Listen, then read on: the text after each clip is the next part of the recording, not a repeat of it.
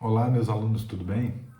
Eu decidi fazer este vídeo para vocês sobre as AEPs, né? Principalmente a AEP do segundo período, né? Que participei junto com os demais professores na elaboração deste trabalho, que na verdade é uma extensão, né? É uma extensão que dessas nossas metodologias, das nossas pesquisas, dos ensinos que são tratados diariamente nas demais disciplinas que vocês possuem. E esta é uma atividade que é para ser desenvolvida durante o semestre. E a ideia da construção da EP é trazer uma proposta de solução, de aplicação prática do direito, demonstrando que as noções teóricas que nós aprendemos no dia a dia na nossa universidade, que elas podem e devem ser aplicadas no dia a dia da nossa construção como profissionais. Então, a proposição desta AEP, principalmente aqui para vocês do segundo período, tanto do período diurno quanto do período noturno, elas tratam efetivamente deste mecanismo de independência e harmonia entre os poderes nacionais, né, o poder executivo, poder legislativo e o poder judiciário, e principalmente esta nossa análise no tocante aos controles externos da administração pública.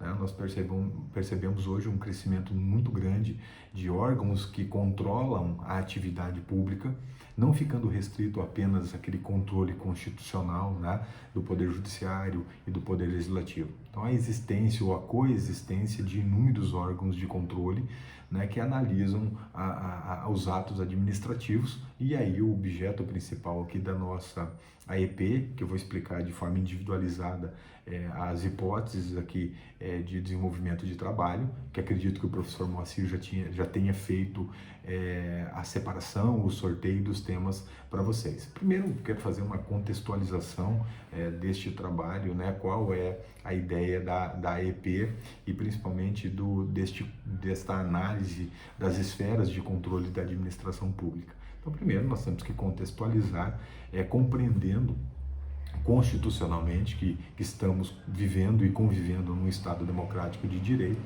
em que vige a independência e a harmonia entre os poderes. Né? Eles são independentes, harmônicos entre si, mas nós temos que compreender, né, de forma sistemática, que existem temas, né, existem determinadas temáticas que nós chamamos, e eu chamo de pontos de contato, que permitem que ambas as esferas de poderes tenham contato, e principalmente quando se trata de atos administrativos e mais especificamente contratações públicas, existem pontos que são passíveis de análise por vários órgãos de controle externo da administração pública. Então acontece muitas das vezes na prática, e isso os senhores vão perceber, e tem um exemplo que foi dado aqui nesta dinâmica da EPE, né, de ocorrer na prática conflitos entre decisões administrativas e decisões judiciais. E ainda podem ocorrer, como tem ocorrido muito na prática, e foi objeto inclusive de um julgamento pelo Supremo Tribunal Federal, de conflitos entre o próprio Poder Judiciário, né? Porque determinados atos administrativos podem ser controlados tanto na esfera civil, que é conhecida hoje como direito administrativo sancionador, através da Lei de Improbidade Administrativa, como também o controle deste mesmo fato correlato na esfera criminal. Então pode ser que haja, dentre estes modais de controle do ato administrativo, eventuais conflitos. E principalmente quando nós tratamos de contratações públicas. E aí nós trouxemos para esta contextualização, este trabalho conjunto de todos os professores, né, do segundo período de Direito, tanto diurno como noturno, a ideia de trazer ao lume, trazer às claras aqui as contratações públicas e principalmente a Lei de Licitações, a Lei 8666 de 93, né? Uma lei que ela é um pouco antiga, sofreu obviamente algumas modificações, mas aos olhos de muitas pessoas e muitos críticos, essa lei estaria de certo ponto ultrapassada, não estaria acompanhando a modernidade das relações contratuais, né? Então nós hoje na vida privada, as empresas, nós mesmo como cidadãos, acabamos utilizando muito o comércio virtual, compras eletrônicas. Muitas pessoas abandonaram até a ideia, né, de comparecer fisicamente numa loja para fazer um negócio. Então, mesmo que nós decidamos comprar fisicamente um produto, a gente acaba sempre ainda consultando, e isso é de todos nós, consultando o preço de um produto. E a administração pública, exceto algumas pequenas legislações ou alguns arremedos de modernidade, ela não tem toda esta dinâmica e acaba não acompanhando essa velocidade do e-commerce. E assim, na prática, né, com alguém que atuou também na esfera pública, nós acabamos, não por motivos de irregularidade, nada neste sentido, não que não haja isso no poder público, mas o que acontece, muitas das vezes o poder público acaba comprando mais caro, por conta da burocracia, do atraso, muitas vezes por conta da falta de pagamento, do atraso de pagamento. Então há uma crítica forte de que a burocracia dos procedimentos licitatórios afastam um pouco esta modernidade, essa agilidade e principalmente afastam a economia com o dinheiro público. Então, enquanto o poder público compra uma geladeira por 2x, né, nós conseguimos comprar nessas pesquisas eletrônicas menos burocráticas, muito mais baratos que isso, por 1x, por exemplo, pela metade do preço. Nem sempre isso está estruturado uma ideia de corrupção, né? Às vezes por conta de burocracia, por demora de pagamento. Então a empresa acaba fornecedora, a empresa que fornece o produto público acaba estruturando seu preço pensando inclusive numa questão de burocracia, de demora, né? de até atrasos. Ela acaba incrementando uma despesa muito maior nesse produto. E aí a nossa ideia é compreender quando há esse choque, né, de decisões, de conflitos, deste controle do ato administrativo. Como, por exemplo, né, uma contratação que é feita para comprar um produto, este produto é comprado, por exemplo, a um preço acima do preço de mercado, e aí há uma discussão, né, uma interferência tanto administrativa, do ponto de controle administrativo, por exemplo, por um tribunal de contas, que questiona uma eventual contratação pública, há a possibilidade da improbidade administrativa ser apurada, né, através do direito administrativo sancionador, né, da lei de improbidade, e também, dependendo da circunstância, né, se ela ultrapassa estas barreiras do mero ilícito administrativo ou de uma questão referente a um ilícito equiparado à improbidade administrativa, pode haver a interferência daí do direito penal. E nós trouxemos ao lume, para o caso concreto aqui um exemplo, e tem muitos outros, né, que eu posso inclusive passar para o grupo que ficará responsável por identificação de um caso concreto. Nós trouxemos aqui na AEP, nesta estruturação, uma decisão proferida liminar na RCL, né, numa reclamatória número 41.557 de São Paulo, em que o ministro Gilmar Mendes trouxe uma dinâmica de compreensão da chamada independência mitigada.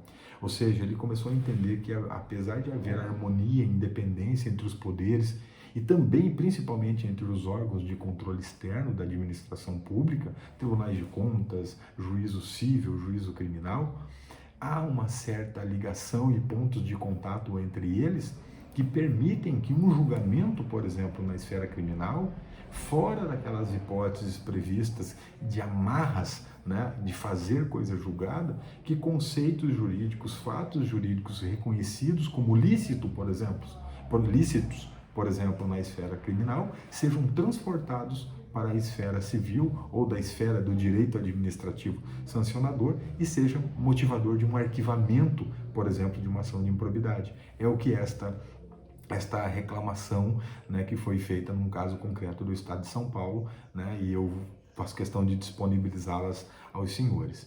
E aí foram trazidas várias problemáticas em cima deste contexto, né? Cada um dos professores aqui trouxe, né, problemáticas interessantes na área da teoria geral do direito, do direito civil, dos direitos fundamentais, né? Trouxe também aqui na área do direito empresarial, economia política. Então são todos temas, né, que vocês serão instigados a pesquisar e tentar responder estas questões com estes vieses. Né? Inclusive trabalhos na área de clínica jurídica, que o professor Marcel lhes repassou, né? Também trabalhos na prática jurídica, que eu tenho o prazer de ser o condutor de vocês nestas pesquisas aí do direito, na área do direito diurno do segundo período, né? E também como professor de direito penal, obviamente que tem aqui estes pontos de contato com a AEP.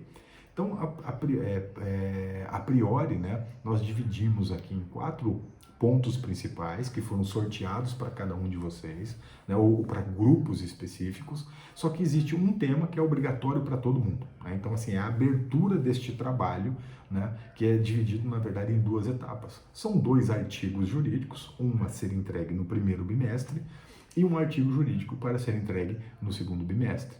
Este do segundo bimestre há uma exigência de uma construção de um modelo ou de um projeto de lei, né, que seria uma sugestão nossa, um exercício nosso prático para apresentarmos posteriormente como uma solução para que o poder público acompanhe a modernidade, né? Seria uma ideia nossa de como criar uma lei de licitações nova que permita que o município, o estado ou a União acompanhe esta modernidade dos negócios que nós compramos hoje, um tênis, uma roupa, um eletrodoméstico no nosso celular, mas os municípios, os estados e a União não têm este mecanismo muito claro e acabam comprando a mesma geladeira que nós compramos para a nossa casa, ele acaba comprando para um órgão público com um preço muito superior. Por quê? O processo é muito burocrático e acaba que no final, né, desatende-se ao princípio da economicidade. Então, abrindo agora, pensando especificamente na construção do trabalho, cada um destes grupos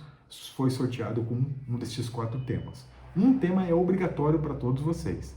Vocês têm que discorrer e definir com uma abertura deste trabalho sobre os principais aspectos que definem um Estado democrático de direito, obviamente no nosso país, né? Então um cotejo constitucional da temática, tratando os principais aspectos, né, deste Estado democrático de direito, compreendendo esses princípios fundamentais, né, conceituando o que é independência e o que é harmonia dos poderes. E aí é um trabalho, uma pesquisa feita de direito constitucional.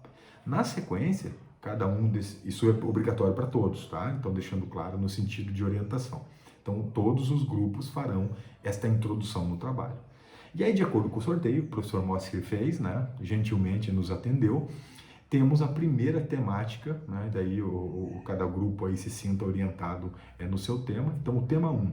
A ideia do tema 1 é que seja definido por esse grupo, né, após a construção dessa ideia de compreensão de independência e harmonia dos poderes, buscar uma definição doutrinária, inclusive jurisprudencial, sobre órgãos de controle da administração pública. Né? Nós temos que compreender o próprio poder legislativo, né? O próprio poder judiciário, mas compreender estes órgãos acessórios, né? Ou complementares de controle, como um Tribunal de Contas, o próprio Ministério Público dentro dessa estrutura de controles de atos administrativos e de contratações públicas, os comitês, gestores, comissões, né? Existem muitos órgãos que são responsáveis por controle e fiscalização do poder público. Então, principalmente focado no quê? Nas contratações públicas. E aí, pensando neste trabalho, este primeiro grupo, apontando quais são as consequências para o gestor público e também para a empresa, eventualmente, que participa de uma licitação ou de um contrato, quais são as consequências para eles, as consequências para eles em caso, por exemplo, de descumprimento da lei. Como que eles poderiam ser punidos? Por uma aplicação de uma multa num Tribunal de Contas, aplicação, por exemplo, de uma penalidade de improbidade administrativa, ou paralelamente, ou de forma concomitante, uma condenação criminal, por exemplo. Né? Eu dou um exemplo aqui de caso prático de desencontro, tá? Em que pese que não se trata de contratação pública, mas vejam, tem um caso prático e eu posso passar estes estudos para vocês. Por exemplo, o Tribunal de Contas do Paraná tem decidido em várias cidades paranaenses sobre a ilegalidade de cursos que são realizados por vereadores, diárias de viagens, né? O tribunal tem compreendido em algumas circunstâncias que é ilegal, seria imoral, né, o gasto excessivo com diárias, em que pese constar na própria legislação destes municípios. E tem determinado, e tem condenado e determinado devoluções de valores. E eu cruzei situações, daí como profissional, em que o Tribunal de Contas condenou, o Poder Judiciário na esfera criminal absolve, e também na esfera do direito administrativo sancionador, na improbidade, também compreende pela absolvição. Então vocês vejam, possuem uma decisão criminal e uma civil absolutória e uma determinação de uma condenação pecuniária na esfera administrativa de controle. Quando que isso se choca? Quando que essas decisões, qual é o grau de independência dessas decisões? Né? Então ocorre também situações como essa, que contratações são consideradas, por exemplo, irregulares do ponto de vista de um controle de contas de um tribunal, de contas, por exemplo, e há uma desconsideração compreendendo pela legalidade na esfera criminal e esfera civil. Qual que é o tamanho desta independência? Será que pode sobreviver no mundo jurídico duas absolvições e uma condenação, né? Ou há necessidade que uma acompanhe a outra? Então é exatamente este ponto, esta independência e harmonia, não só dos poderes, mas destes órgãos de controle, para que não coexistam decisões conflitantes. É por aí, né? Então, se precisar, eu encaminho casos concretos para que esse primeiro grupo consiga trabalhar nesse ponto. O segundo grupo, então uma segunda hipótese de pesquisa, lembrando, aquela primeira etapa é obrigatória, né? Aquele tema obrigatório inicial é a abertura de todos os trabalhos. A segunda equipe vai fazer um trabalho baseado na análise, né, da possibilidade, realmente um complemento do primeiro estudo, do primeiro grupo, fazendo uma análise daí sobre a possibilidade de um mesmo fato jurídico, ser apurado, né, e punido na esfera administrativa, vamos dar um exemplo, um Tribunal de Contas, na esfera criminal e também na esfera do direito, né, sancionador, né, o direito administrativo sancionador, improbidade administrativa. E aí são inúmeros casos que há essa tríplice possibilidade de apuração, e aí vocês podem trabalhar inclusive com casos concretos, né? São inúmeros casos em que assim, um fato é apurado no Tribunal de Contas, no Poder Judiciário, na esfera criminal e na esfera civil. Podemos trabalhar casos concretos e independente de casos concretos, temos que buscar a compreensão destas três esferas de controle de atos administrativos e de contratos administrativos. Então esse é o trabalho da segunda equipe, tá? A terceira equipe, ela tem que analisar, né, o relacionamento da empresa com a administração pública. Quando nós estamos falando relacionamento aqui de contratações públicas, principalmente contratações públicas por licitações, tá? Aí é interessante que vocês discorram sobre os atuais sistemas de contratações públicas. Nós temos a Lei 8666 de 93, nós temos a Lei das Parcerias Público-Privadas, que apesar de não ser tão nova, ela está com um grande apelo hoje por conta do investimento privado na iniciativa, na esfera pública, né? Nós temos hoje essa discussão da burocracia dos procedimentos administrativos e na verdade, o não acompanhamento destas leis pela lei atual de licitações, e principalmente esse grupo vai trabalhar o quê? Será que estas leis atendem o princípio da economicidade? Esta é a base do trabalho desse terceiro grupo, do segundo grupo. Aí temos, do terceiro grupo, né? Eu estou me perdendo aqui com relação à ordem. O quarto grupo, né?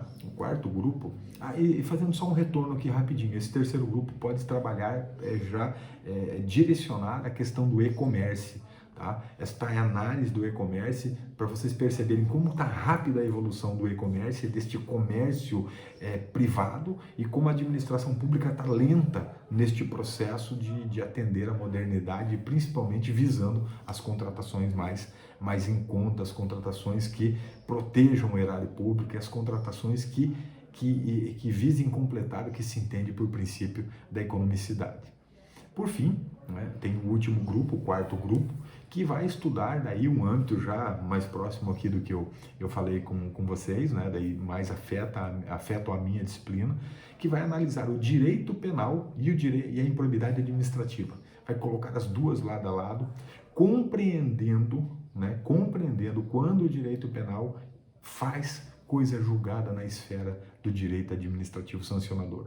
Saindo daquele campo simplista, né, daquelas situações que há o julgamento pela inexistência do fato, ou reconhece que o agente público, por exemplo, não é o autor do fato, mas baseado daí num caso concreto, recente, que inclusive está dentro da contextualização, né, lá do nosso problema, da AEP, falando sobre esta atual virada hermenêutica, uma nova interpretação sobre a independência dos poderes aqui, essa independência das esferas judiciais, que a gente começa a perceber com uma decisão, uma reclamatória, de uma reclamação ocorrida no Supremo Tribunal Federal, que vai a julgamento nos próximos dias, se já não o foi, né, está aguardando alguns votos ainda. É uma reclamação enumerada pelo número 41.557 de São Paulo, em que o ministro Gilmar Mendes decide e fala de independência mitigada, né? Ele trata de um caso que houve um arquivamento de uma investigação criminal e que estes pontos de contato que houve o entendimento que esta pessoa não cometeu crime algum, ele transportou-os para a ação de improbidade administrativa e determinou o arquivamento desta ação. Então quer dizer que elas não são absolutamente independentes as esferas de acordo com essa decisão. Então a ideia, né, é que vocês desenvolvam esse projeto neste modelo. Então são os 4 trabalhos. Qual que é a proposta para o primeiro bimestre? Tá, vamos lá, depois a gente explica o segundo bimestre no momento adequado. Então o desafio aqui é que vocês desenvolvam aquele tema obrigatório, né? O que é o tema obrigatório que eu mencionei lá atrás, né? O tema obrigatório: definir os principais aspectos do Estado Democrático de Direito, compreendendo os princípios fundamentais desse Estado e compreendendo também o que é a independência e a harmonia dos poderes, tá? Isso é obrigatório para todos os trabalhos. Na sequência, vocês desenvolvendo este tema, vocês vão trabalhar daí o tema para qual foi sorteado, adaptando isso e buscando sempre o quê? As problemáticas identificadas por cada um dos professores lá na sua disciplina, respondendo aqueles questionamentos que cada um dos professores fez, tá? E aí a ideia de vocês é construir um artigo jurídico, né? Construir um artigo jurídico para que seja entregue no final deste primeiro bimestre, que todos os professores que auxiliaram na AEP vão atribuir uma nota. Então, qual que é o trabalho, o final disso tudo? Desenvolvimento do tema obrigatório, tá? Entenda, para o primeiro bimestre, desenvolvimento do tema para o qual foram sorteados, tá? E aí a resposta daquelas problemáticas apresentadas por cada professor. Isso vai se transformar no quê? Num trabalho escrito que obedeça às regras da ABNT, de no mínimo 15 e no máximo 25 laudas, tá? Esse trabalho vai ser, no mínimo, vocês têm que buscar 5 referências bibliográficas e realmente 5 referências de pesquisa, né? Não é pegar referência da referência. São livros que vocês precisam procurar, artigos jurídicos, tá? Decisões judiciais que precisam ser referenciadas. O professor Robert Reis, em conversas com o nosso grupo, mencionou a possibilidade de acompanharmos o padrão de construção de artigos jurídicos do Comped. Achei muito legal a ideia, muito bacana. Posso encaminhar para vocês, né, as regras do Comped, até porque eu estou fazendo agora um artigo, vou submeter um artigo meu neste congresso, né, um congresso muito importante, e posso pegar as regras lá e deixo à disposição para vocês, né, para que sigamos essas regras da ABNT. Não nada complicado, né, mas temos que compreender que temos que obedecer regras e fazer trabalhos com um padrão de construção, o básico, né? Letra, a forma de disposição do texto, a disposição da página, a forma das citações, né? Então isso é um exercício que é obrigatório para todos nós, então não podemos cada um entregar um trabalho diferente do outro, tá? Então essas regras vocês receberão A ideia, né, que esses trabalhos sejam entregues ao final do bimestre, né, numa data a priori, está aqui, né, no dia 25/9 de 2020, né, mas eu vou me certificar aqui com o professor Marcelo na sequência se houve alguma alteração neste sentido, tá? Mas é um trabalho assim, não é nada tão complicado, mas me coloco prontamente à disposição de vocês para esclarecer isso em sala de aula, nossos grupos de WhatsApp, né? Tenho certeza que os nossos colegas professores estão até mais preparados que eu para explicar para vocês essas temáticas.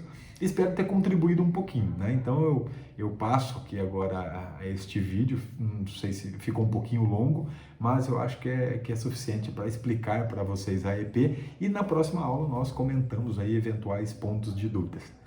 Tá bom, meus queridos? Foi o caminho que eu achei adequado para me comunicar com vocês. Tá? É sempre uma honra estar falando com vocês, né? E poder contribuir um pouquinho, né, para essa construção de conhecimento conjunto. Né? Eu aprendo mais com vocês do que com certeza vocês comigo. Tá bom? Um abração a todos. E estou lançando esse vídeo hoje e desejo a todos vocês uma ótima semana e um maravilhoso feriado, e se cuidem, né? Até chegar aí uma solução para essa pandemia, nós temos que nos cuidar e cuidar das nossas famílias. Um grande abraço, obrigado professor Marcelo também por este espaço, e aos demais colegas que ajudaram a construir esta nossa EP. Tenho certeza que trabalhos maravilhosos virão para que todos nós possamos nos deleitar quando corrigimos. Um grande abraço a todos, meus estimados alunos. Até mais!